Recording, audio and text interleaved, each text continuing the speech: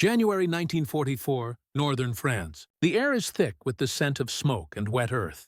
The roar of artillery shakes the ground as German forces brace themselves for the inevitable Allied push. But today, something is different. Something is new. The sound of heavy engines cuts through the chaos, a sound unlike any before. In the distance, a massive shadow emerges, rolling across the muddy terrain with terrifying precision. It's not a tank, but something altogether more insidious, a self-propelled gun. The German officers, standing on the edge of the line, freeze. Their eyes widen, not in disbelief, but in a deep, visceral fear. The Americans had always been known for their ingenuity, but this was a new kind of weapon, a weapon they had never fully prepared for. The self-propelled gun, a hybrid of mobility and firepower, was about to change the face of the battlefield. In the thick fog of war, no one was quite sure what would happen next. But one thing was certain. The German command knew that this innovation would shift the balance of power in ways they hadn't anticipated. By 1943, the Second World War was in full swing. The Eastern Front had become a brutal, unrelenting theater of destruction, while the Western Allies, under the command of General Dwight D. Eisenhower, were preparing for their own decisive actions. The war had become a global conflict of immense proportions, and every new technological advancement on either side could tip the scales in favor of one of the two great powers locked in their death struggle. In Europe, the German Wehrmacht had experienced significant setbacks. The Battle of Stalingrad, fought during the winter of 1942-1943, marked the beginning of a slow but irreversible collapse on the Eastern Front. While the Germans regrouped and fortified their positions, the Allies were far from idle. The United States, having entered the war in 1941, quickly became a major industrial powerhouse, mass-producing weapons, vehicles, and equipment at a scale unseen by any other nation. One of the key developments in the U.S. military arsenal during this period was the emergence of self-propelled artillery, often referred to as self-propelled guns, SPGs. These vehicles, mounted with large-caliber artillery pieces, were designed to combine the mobility of a tank with the firepower of a traditional field gun. The purpose was clear: to support infantry units, provide fire support, and bring destruction to the enemy at critical points on the battlefield. The self-propelled gun, in its early stages, was primarily seen as a tool for counter-battery fire and anti-tank support. While the Germans had their own self-propelled artillery, the German 80mm flak guns mounted on tanks, they had yet to fully appreciate the threat posed by the American self-propelled artillery. The German military, locked in a war of attrition, had already become wary of new technologies being employed by the Allies. Yet, as the Allies began to mass-produce these weapons, the sheer scale of the threat began to dawn on German officers. The U.S. Army's ingenuity had begun to take a form that not only matched the German tactics, but seemed to counter them at every turn. Meanwhile, the Germans had been forced to adapt their strategies on multiple fronts. The resources that could have gone into developing new technologies were spread thin due to the demands of the war on both the Eastern and Western fronts. To make matters worse, the Germans were beginning to lose ground in North Africa, and the impending Allied invasion of Western Europe loomed large. It was in this environment of strained resources and defensive desperation that the German military became increasingly anxious about the growing American arsenal, particularly their self-propelled guns. One significant aspect of the situation was the growing realization within the Wehrmacht that the Allies were not only gaining strength in numbers, but were outpacing German technological innovation in critical areas. The German military had long been regarded as one of the most advanced fighting forces in the world, but the emergence of new American weapons, including these self-propelled guns, sent shockwaves through their leadership.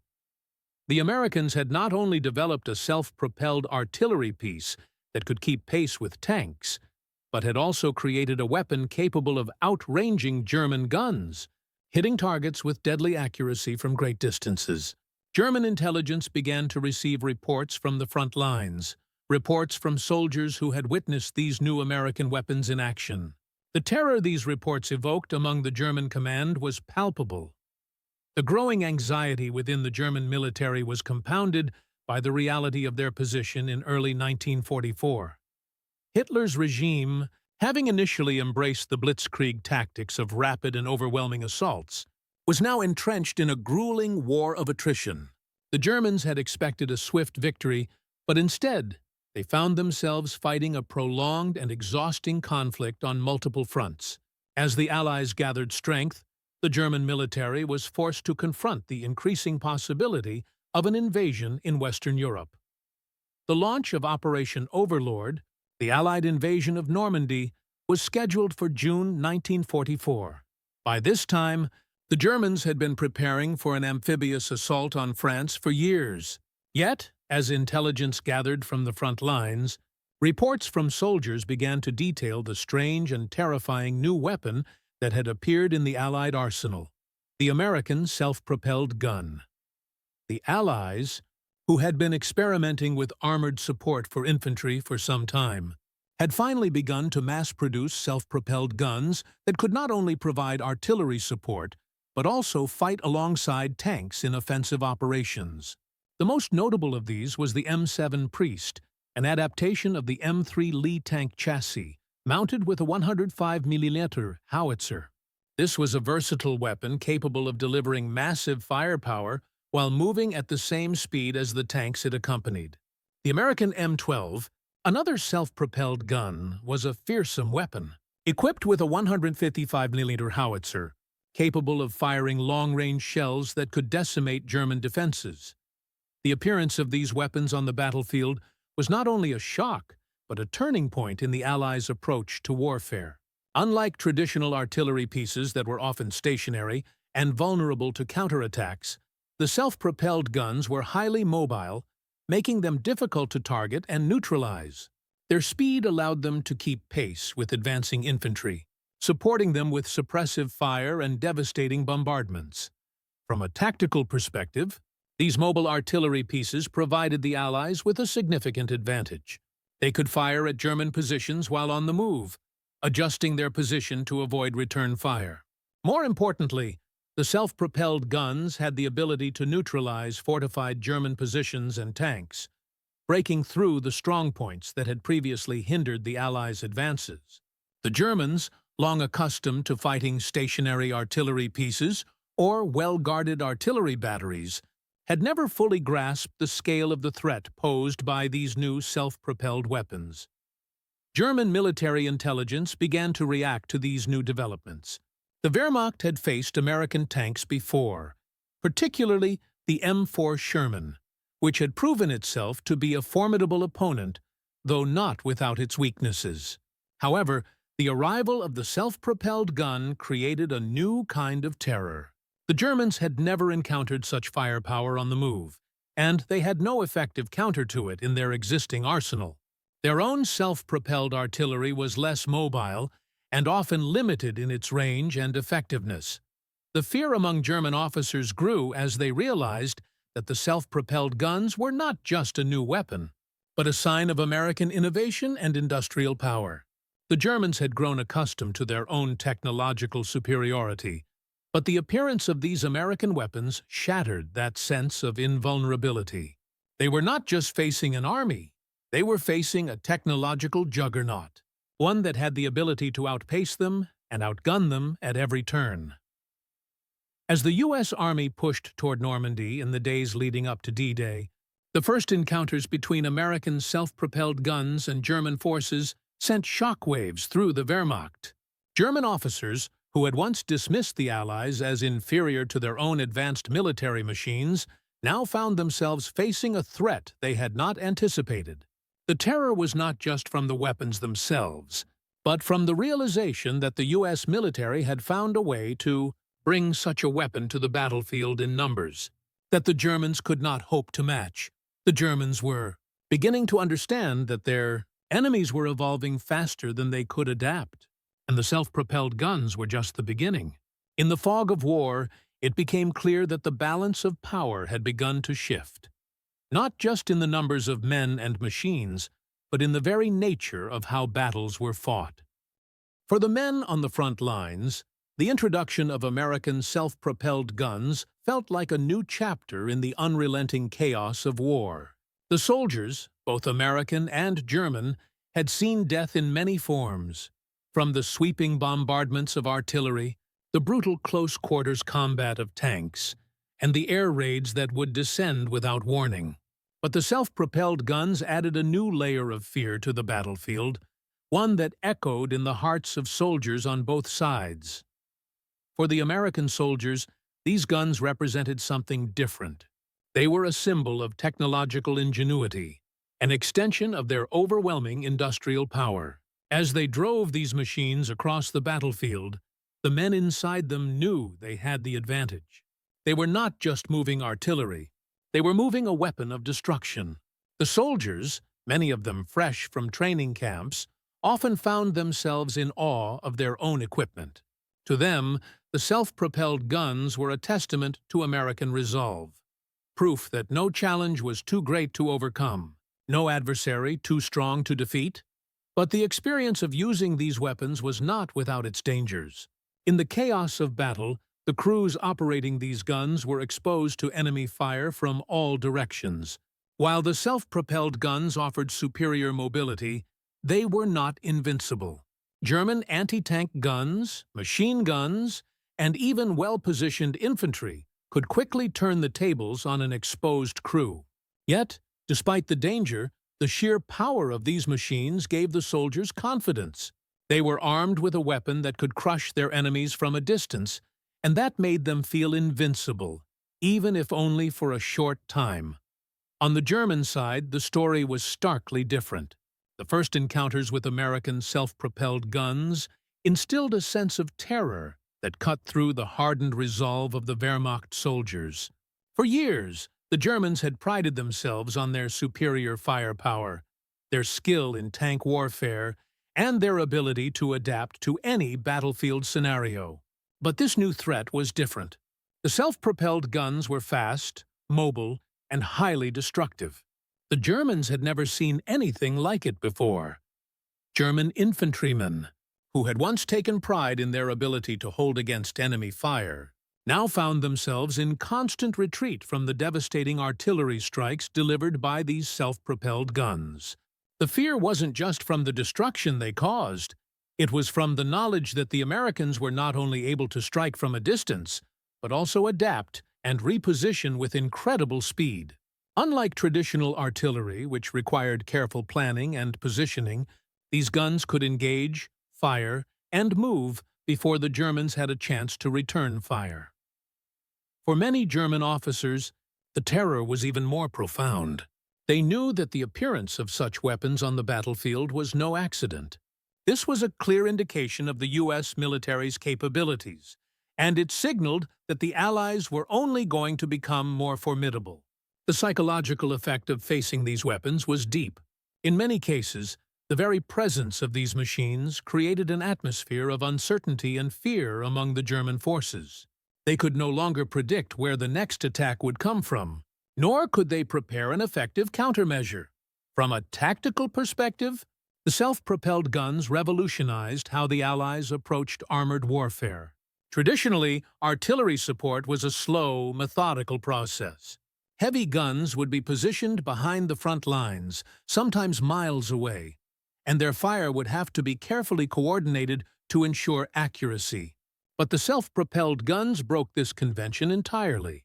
They were mobile, allowing them to keep pace with infantry and tanks, providing fire support on the move. In the heat of battle, this mobility was a game-changer. Rather than waiting for the frontline infantry to call for support, self-propelled guns could engage targets independently, striking at enemy positions with precision and overwhelming firepower. Their speed allowed them to reposition quickly, avoiding counterattacks and maintaining constant pressure on the Germans. This was a tactical shift that left the Germans struggling to respond. The German response to this new threat was largely defensive. Their tactical doctrine, which had been built around strong points and well-coordinated counterattacks, was ill-suited for the unpredictable nature of combat against self-propelled artillery. While the Germans had tanks capable of matching the firepower of the M7 Priest or M12, their defensive posture often left them exposed to the hit-and-run tactics employed by the Americans. This asymmetry in tactics was a constant source of frustration for German commanders. For example, during the Battle of Normandy, as the Allies began their push after D-Day, American self-propelled guns were able to provide immediate artillery support to advancing infantry. The Germans, who had heavily fortified the region, found that their entrenched positions were no match for the mobility and firepower of the self-propelled guns. Time and again, these weapons would advance, lay down a barrage of fire, and then reposition, keeping German forces off balance and unable to mount an effective counterattack. At the same time, the Germans began to develop new countermeasures. Anti-tank weapons, such as the 80-80mm gun, were deployed in greater numbers, but they too were limited by their slower mobility. German tanks, such as the Panzer IV or the Panther, could engage the American self-propelled guns, but only at short range. The mobility of the American vehicles made it difficult for German tanks to get close enough to engage effectively. The tactical advantage held by the self-propelled guns was undeniable. As they moved through Europe, they forced the Germans to adopt more defensive and less fluid tactics, ultimately impacting their ability to hold ground against the fast-moving American forces. In many cases, it was clear that the Germans were not just fighting a war of attrition, but one where they were constantly having to adapt to new and unpredictable threats. Self-propelled guns being a major part of that challenge. The development of self-propelled guns was a testament to the American industrial machine and its relentless drive to innovate. In a time of war, technological advancements were no longer just a luxury, but a necessity. The U.S. military's decision to combine the mobility of tanks with the destructive power of field artillery was not just a tactical improvement, it was a game-changer. The M7 Priest, one of the first widely used American self-propelled guns, was based on the M3 Lee tank chassis, making it familiar to American crews and easy to manufacture. It was equipped with a 105mm howitzer, capable of delivering both high-explosive and anti-tank shells. The weapon's power lay in its ability to move quickly, providing support for advancing infantry without being constrained by the static nature of traditional artillery. It could fire over long distances, providing suppressive fire, and taking out entrenched positions, all while staying mobile.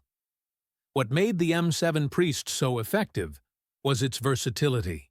It could be used for a variety of roles, providing direct support to infantry, engaging enemy armor, or delivering fire support during tank battles. Unlike stationary artillery, which could be outflanked or destroyed by enemy counterattacks, the M7 could reposition itself quickly, constantly shifting the front lines and forcing the enemy to adapt to its movements. Another example of American innovation was the M12 self-propelled gun, which was based on the chassis of the M3 medium tank but mounted with a powerful 155mm howitzer. This weapon was designed for long-range bombardment, capable of delivering artillery fire at incredible distances. The M12 was a direct response to the need for more powerful mobile artillery that could break through heavily fortified German defenses. While it was less common than the M7, its devastating firepower made it a fearsome presence on the battlefield. The technological superiority of these American weapons did not just lie in their mobility or firepower, but in the sheer scale of production. The U.S. military was able to manufacture these self-propelled guns in large numbers, ensuring that they could be deployed across multiple fronts. The Germans, on the other hand, were struggling to keep up with their own technological developments. Their reliance on heavier, more complex tanks and artillery meant that they could not match the speed and efficiency with which the Americans deployed their self-propelled guns, American engineers and designers continually refined the self-propelled gun throughout the war, leading to further innovations that would shape the future of mobile artillery. By 1944, these weapons were a standard part of the American arsenal, and their impact was felt across Europe. Their very presence signaled the arrival of a new era of warfare, one in which mobility and firepower would dominate, leaving the static defenses of the past obsolete. In contrast, German technological responses to these new threats were slow and reactive. While the Germans had their own self-propelled artillery, such as the Sturmgeschütz III, Stug III, it lacked the mobility and firepower of the American designs. The Germans had been focused on building larger, heavier tanks and advanced defensive systems, but they had failed to anticipate the speed and efficiency of American innovations. The self-propelled guns were just one example of how the Germans were losing the technological race, and the fear they invoked was not just from their capabilities, but from the realization that the U.S. could bring such powerful weapons to the battlefield in overwhelming numbers. The impact of the self-propelled guns wasn't just felt at the tactical or technological level, it also shaped the leadership strategies of both the Allies and the Germans. American commanders quickly understood the importance of these new weapons and integrated them into their broader strategy. Generals like George Patton, known for his aggressive use of armored forces, saw the value in using self-propelled guns to support tank units and break through enemy lines. Patton, in particular, was a firm believer in the need to keep the enemy constantly off balance. His strategy was to maintain the initiative, never allowing the Germans to set the pace of battle. The introduction of self-propelled guns into his armored divisions gave him a potent tool to do just that. Patton's use of these weapons in the thick of battle provided the infantry and tanks with invaluable support, allowing them to press forward without fear of being bogged down by entrenched German positions. But the leadership within the German military had a very different approach. As the tide of war shifted against them, the Wehrmacht's leadership, particularly Hitler, became increasingly rigid and reluctant to adapt. While German generals like Erwin Rommel understood the importance of mobile warfare, they were often constrained by Hitler's interference in military strategy.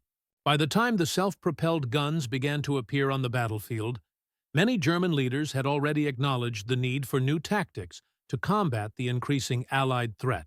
However, their resources were spread thin, and their ability to respond was hampered by internal conflicts and overreach on multiple fronts. As reports of the self-propelled guns' effectiveness spread through the German command structure, a sense of urgency began to take hold. There was no clear answer to counter this new threat, and German generals were forced to reconsider their established tactics. Some called for increased production of anti-tank guns, while others sought to develop new, faster vehicles that could engage the Americans head-on. But by then, the Americans had already achieved a technological and strategic edge. The leadership vacuum and the inability to rapidly adapt to the new nature of warfare were costing the Germans dearly. The emergence of American self-propelled guns on the battlefield represented a shift in the balance of power that struck fear into the heart of the German military. The Germans had always prided themselves on their technological superiority, particularly in the realm of tank warfare and heavy artillery. However, the introduction of these self-propelled guns forced them to confront a new type of threat, one that was both familiar and alien at the same time. For the German officers who had experienced the brutality of the Western Front, the arrival of these self-propelled guns was a stark reminder that the Allies were not just a collection of fighting forces. They were a rapidly advancing technological powerhouse. The Germans had long recognized the value of mobility in warfare, but they had focused this mobility on their tanks and smaller armored vehicles. Now, the Americans were blending mobility with heavy firepower in a way that no one had fully anticipated. The initial encounters between German forces and the American self-propelled guns were jarring. German soldiers, particularly those in the infantry and anti-tank units, were unprepared for the devastating firepower these vehicles could deliver while on the move. In many cases, German soldiers reported hearing the unmistakable sound of the self-propelled guns approaching, low, rumbling and persistent, before the first shells began to land, striking their positions with devastating accuracy. The psychological impact on German soldiers was significant. For the first time, they were forced to contend with a mobile artillery force that could not only neutralize infantry positions, but also take on heavily fortified bunkers and tank formations. The self-propelled guns' ability to move quickly and unpredictably meant that German forces could no longer rely on the static defenses that had once served them so well. The fear of being hit from an unknown location, without warning, created a sense of vulnerability that permeated the German ranks. For the German officers tasked with leading these men, the threat posed by the American self-propelled guns was compounded by the fact that they had no immediate solution to counter them. The Germans had a variety of anti-tank weapons at their disposal, from the 88mm gun to the formidable Panzerfaust, but none of these were designed to deal with a mobile artillery unit that could fire from a distance and then vanish before a counterattack could be mounted. The German tanks, such as the Panther and Tiger, were formidable in their own right, but the self-propelled guns outpaced them and attacked from unexpected angles, making direct confrontation increasingly difficult. In addition to their technical superiority, the Americans had the advantage of mass production. While the Germans struggled to keep up with the demands of war, the U.S. was cranking out self-propelled guns at an astonishing rate. By 1944, the number of these weapons in American service was rising sharply, and their effectiveness was being demonstrated time and time again in the brutal battles of the Normandy campaign, the push through France and beyond. The Germans, for all their technological prowess, found themselves on the back foot. Their reliance on large, slow-moving tanks and static defensive positions was becoming increasingly ineffective. They could not match the mobility and firepower of the American self-propelled guns, and each encounter left them more desperate and disillusioned. The appearance of these guns was not just a tactical setback, it was a symbol of the Allies' overwhelming industrial strength, and a harbinger of the increasingly dire situation that Germany would face as the war progressed. This realization had a profound effect on German morale. The Wehrmacht had always prided itself on its ability to overcome the odds, but the self-propelled guns highlighted a new truth. The Allies were no longer just a collection of individual armies. They were an unstoppable industrial machine, capable of flooding the battlefield with technological innovations that the Germans could not hope to match. The self-propelled guns, though not as iconic as the Sherman tank or the German Tiger, became one of the symbols of that fear. A weapon that was not just effective on the battlefield, but that signaled the irreversible momentum of the Allied war effort. June 6, 1944. The dawn of D-Day. The beaches of Normandy, once a symbol of peaceful coastal beauty, were now transformed into a violent cauldron of war. The roar of naval guns echoed across the waters as thousands of Allied troops stormed the shore, with self-propelled guns rolling steadily behind them. The U.S. forces had landed. What had been months of preparation was now a deadly game of survival and breakthrough. The German forces, entrenched in the fortified positions of the Atlantic Wall, had expected an invasion, yet the scale and ferocity of the attack were unlike anything they had anticipated. But it wasn't just the sheer number of men and machines that struck fear into the hearts of the German officers. It was the tactical surprise delivered by the appearance of American self-propelled guns on the battlefield. On the beaches, as the infantry battled their way through barbed wire and machine gun fire, American self-propelled guns, particularly the M7 Priest, began their slow advance. Their 105mm howitzers roared into action, sending shells raining down on German defensive positions. The self-propelled guns, mounted on tank-like chassis, could maneuver with ease across the rough, bombed-out terrain. They were more than just artillery pieces. They were mobile firepower, capable of shifting and adapting to the evolving demands of the battlefield. For the German defenders, the sudden appearance of these self-propelled guns was a moment of confusion and terror. They had grown accustomed to the slower, more predictable movements of traditional artillery. But these new American weapons could strike with precision, change positions quickly, and evade counterattacks before the Germans had a chance to respond. It was an evolution in warfare, one that gave the Allies a critical edge. At the heart of this battle was not just the technology of the self-propelled guns, but their role in the broader strategy of the Allies. These weapons were integrated into the offensive not merely as supporting artillery, but as force multipliers, helping to break through German strongpoints, engage fortified positions, and offer immediate support to the infantry and armor. Unlike traditional stationary artillery, which had to rely on preset fire plans and coordination with ground troops, the self-propelled guns could respond rapidly to shifting enemy positions, providing a dynamic response to the chaos of battle. German forces, unprepared for this new style of combat, were thrown into disarray. While they tried to engage American tanks and infantry with their own artillery and anti-tank guns, they found themselves unable to stop the self-propelled guns. The Germans had their own version of mobile artillery, the Sturmgeschütz III, but it was no match for the firepower and speed of the American models. The M7 Priest, with its powerful howitzer, could outrange German guns and hit targets from distances that forced the Germans to adopt an increasingly defensive posture. One particularly brutal encounter took place in the town of Carentan, where American forces were attempting to secure a vital crossroads. The Germans, entrenched in buildings and fortified positions, mounted fierce resistance. But the self-propelled guns, advancing under the cover of smoke and chaos, began to shell German strongpoints from unexpected angles. With each barrage, the German defense began to crumble.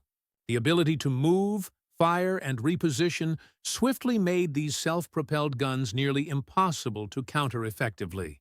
German commanders, seeing their defensive lines falter, could only order retreat. As the battle raged on, it became clear that the self-propelled guns were more than just a tool for support. They were a decisive weapon in the Allied arsenal, breaking through the German defenses and enabling the infantry and tanks to press forward.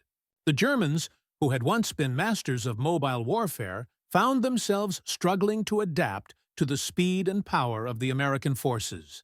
What had started as a terrifying innovation was now proving to be a game-changer, pushing the German forces back and showing just how critical this new weapon would be to the course of the war. As the Allied forces pressed further into Normandy, the self-propelled guns continued to play a pivotal role in the campaign. Their contribution was not just in their firepower, but in their ability to maintain the momentum of the offensive. By mid-June 1944, the Germans were in retreat, and the self-propelled guns had proven themselves as indispensable tools in the effort to break the backbone of the German defensive line. What was once a hesitant defensive campaign had now turned into a relentless pursuit. Powered by these innovative weapons, the turning point was clear. Self-propelled guns had made the difference. They provided unparalleled fire support, forcing the Germans to rethink their approach. The ability to destroy entrenched positions, armor, and even command posts with speed and precision had created a new sense of urgency among the German officers. On the battlefield, the appearance of these self-propelled artillery pieces was a signal of the Allies' increasing dominance in both technology and strategy. The strategic advantage was further magnified. In the Battle of the Bulge, later in 1944, where the Americans faced their toughest challenge, in the dense Ardennes forests, the Germans launched a surprise counteroffensive, aiming to split the Allied lines. The self-propelled guns, initially seen as a tool for more open terrain, proved equally effective in this winter hellscape. The mobility of these vehicles allowed them to reposition rapidly, providing crucial artillery support to the American forces as they scrambled to regroup and counter the German assault. While the weather and terrain presented challenges, the ability of the self-propelled guns to move quickly between different fronts provided the flexibility that the Americans needed to stave off a potential disaster. In a particularly harrowing encounter near Bastogne, a town at the heart of the Battle of the Bulge, American self-propelled guns helped to hold the line against overwhelming German forces. The Germans, who had expected to break through the American defenses, were met instead by a relentless barrage of fire from the mobile artillery. In the midst of snow and freezing temperatures, the self-propelled guns could fire into the advancing German columns, hitting targets with deadly precision before quickly moving to new positions to avoid return fire. The Germans, used to relying on their tanks and heavy artillery, were caught off guard by the speed and lethality of the American weapons. The psychological impact on the German command was profound. They had once been confident in their superiority on the battlefield, but the appearance of the self-propelled guns signaled a change in the tide. The weapons that had once been seen as supplementary tools were now recognized as critical to the success of the American campaigns. It was no longer just a matter of overcoming the enemy in traditional battles.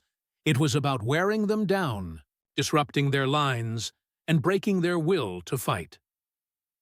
As the self-propelled guns continued their advance, German officers began to question their ability to counter such an adaptable, mobile, and overwhelming force. The self-propelled guns, alongside the formidable American tanks and infantry, had created a new model of warfare, one in which rapid movement and overwhelming firepower were the keys to victory. For the Germans, this was a nightmare that they could not escape, and it became increasingly clear that their previous dominance in mobile warfare was being eclipsed. The psychological warfare that had been waged on the battlefield was now being matched by the strategic impact of the self-propelled guns. The Germans had no answer to this new weapon, and with every engagement, the Allied advantage grew more pronounced. By the end of 1944, the German military was in retreat on all fronts, with the self-propelled guns proving to be a crucial factor in the accelerating Allied victory. By the end of 1944, the Allied forces had firmly established their dominance on the European front. The battle-hardened German troops, once confident in their technological prowess, were now facing an enemy armed with superior mobility and firepower. The self-propelled guns, which had emerged as a decisive force in Normandy and the Battle of the Bulge, had played a critical role in the collapse of the German defensive lines. The immediate aftermath of D-Day saw the American forces pushing deeper into France, liberating towns and cities with increasing speed. The self-propelled guns, which had proven so effective during the Normandy invasion, continued to provide crucial support. In the weeks following the landings, these weapons were integral to the success of Operation Cobra, the breakout from the Normandy region. As the Allies began to encircle German forces, the self-propelled guns were used to bombard entrenched positions, break through defensive strongpoints, and neutralize German tanks and artillery. Their mobility allowed them to adapt to the rapidly shifting nature of the front lines, always staying one step ahead of the enemy. For the Germans, the loss of key positions and the ability of the Allies to quickly move and apply pressure from unexpected directions were both devastating. German intelligence had underestimated the strategic impact of the self-propelled guns, and the shock of their appearance on the battlefield had undermined German morale. Officers who had once believed in the superiority of their own forces now found themselves fighting an opponent who was not only technologically advanced but also able to deliver precision fire support at any point on the battlefield. In the aftermath of the Battle of the Bulge, the final months of 1944 brought further heavy losses for the Germans. Their ability to launch any large-scale offensives was severely crippled, and the relentless advance of the Allies seemed unstoppable. The once formidable Wehrmacht, which had dominated the early years of the war with its innovative tactics and cutting-edge technology, was now in full retreat. The introduction of the American self-propelled Guns had not only contributed to this shift in the battlefield, but had also fundamentally altered the strategic landscape. The Germans tried to counter the effectiveness of the self-propelled guns by deploying more anti-tank guns and attempting to develop their own mobile artillery. However, they were playing catch-up. Their responses lacked the mobility, firepower, and production scale of the American weapons. The Germans had long relied on large, cumbersome tanks and stationary artillery, but the advent of the self-propelled guns forced them to confront the reality that their strategies were becoming obsolete. The threat was no longer just from armored vehicles. It was from a new class of weapon that could combine artillery power with mobility. Despite this, the Germans did not completely abandon their efforts to develop countermeasures. As the war continued into 1945, German forces would attempt to create new anti-tank weapons, such as the Panzerfaust and the 88mm anti-tank guns, to combat the increasing number of American tanks and self-propelled guns. But by this point, the Allies had already gained the upper hand, and the self-propelled guns were just one of many elements in their rapidly growing technological advantage. The strategic consequences for the Germans were clear. The self-propelled guns had shifted the balance of power, and the ability of the Allies to sustain mobile, overwhelming firepower was now a defining characteristic of the war in Europe. In the months that followed, the Germans were forced into retreat, unable to counter the speed and precision of the self-propelled guns that continued to play a central role in the advancing American forces. As 1945 unfolded, the Allies pushed towards the heart of Germany, with the self-propelled guns playing a crucial role in the final stages of the war in Europe. The rapid advance of U.S. and Allied forces was no longer just about overwhelming numbers. It was a calculated, mobile, and firepower-heavy assault that tore through the once proud German defenses. The self-propelled guns, combined with the strategic use of tanks, infantry, and air superiority, provided a constant and unrelenting pressure that left the German military in shambles.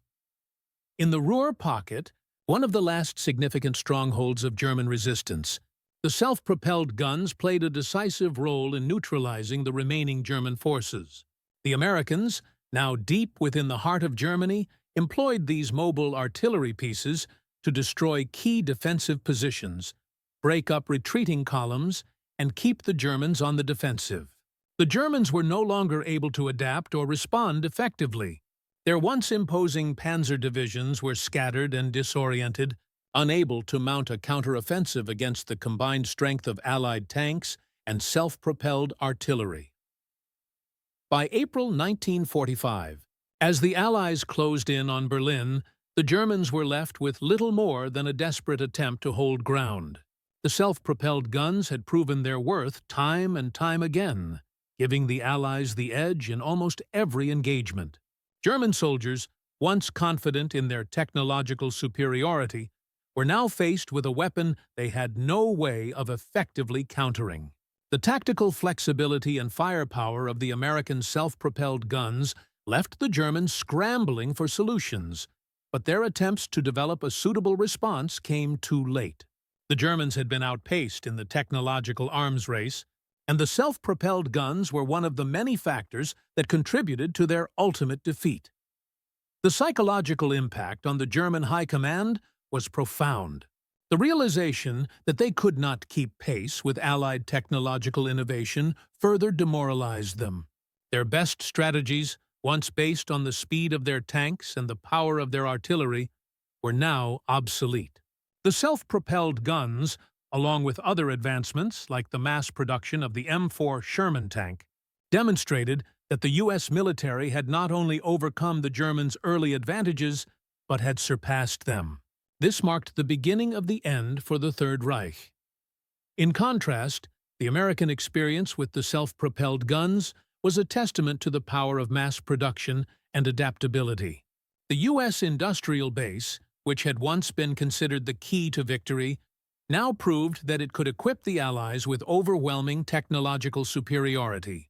The self-propelled guns were not just a product of American ingenuity. They were a symbol of the Allies' strategic advantage. which was rooted in the ability to produce and deploy such weapons in vast numbers.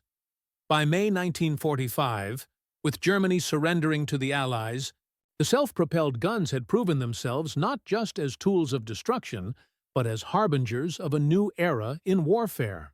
Their impact on the battlefield had been profound, reshaping the way wars were fought. No longer would artillery be a slow-moving, stationary force. The self-propelled guns had demonstrated that mobility and firepower, combined, were the keys to dominating modern warfare.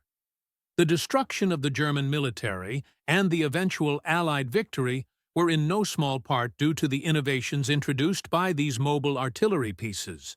They had turned the tide in key battles, broken through fortified positions, and forced the Germans to react, rather than dictate the terms of battle. The self-propelled guns had proven to be more than just a technological marvel. They were the weapons that helped secure the future of the Allied victory in Europe. The legacy of the self-propelled guns, like many innovations of World War II, is deeply intertwined with the evolution of modern warfare. On the surface, they may seem like just another weapon in a long line of technological advancements. Just another example of industrial might meeting the needs of the battlefield. Yet, in their contribution to the Allied victory, these weapons symbolized a profound shift in how wars would be fought in the future. The self-propelled gun was not just a weapon of destruction, it was a harbinger of the new era of combined arms warfare. The ability to move artillery alongside tanks and infantry gave the Allies a strategic flexibility that the Germans, bogged down by static defenses and traditional tactics, could not match.